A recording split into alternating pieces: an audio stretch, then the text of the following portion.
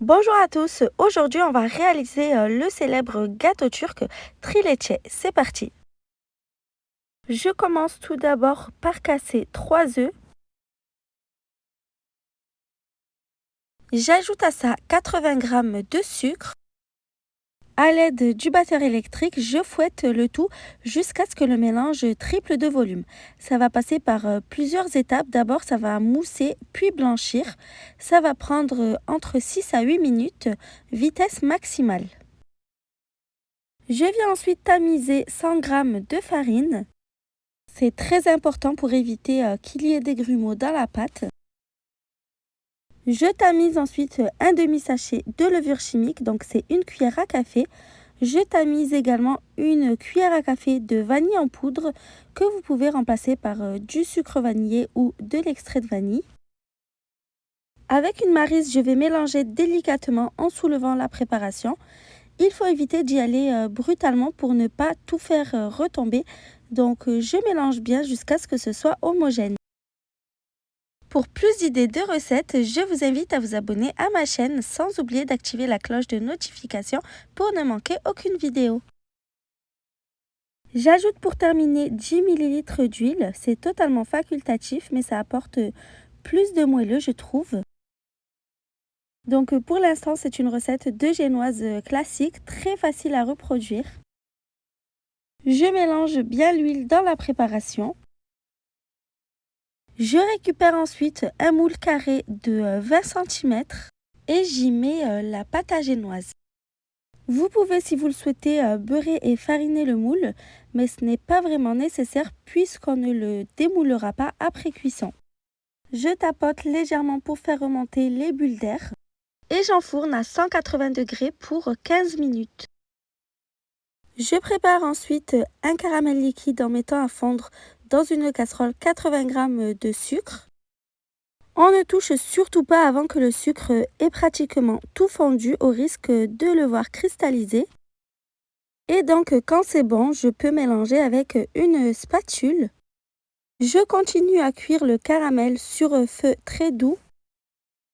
Je viens rapidement ajouter 20 g de beurre. Et je mélange bien jusqu'à ce qu'il soit fondu. Pour terminer, je viens ajouter 100 ml de crème liquide, donc en 2 ou 3 fois, et je mélange bien avant de retirer du feu.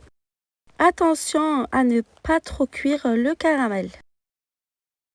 Je verse le caramel dans un autre récipient pour le laisser bien refroidir à température ambiante.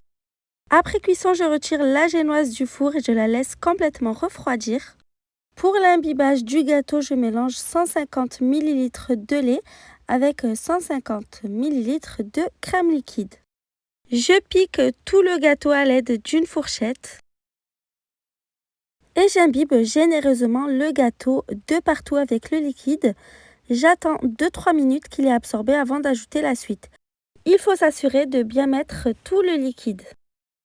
Je le laisse ensuite de côté 15 à 20 minutes, le temps qu'il absorbe bien le liquide.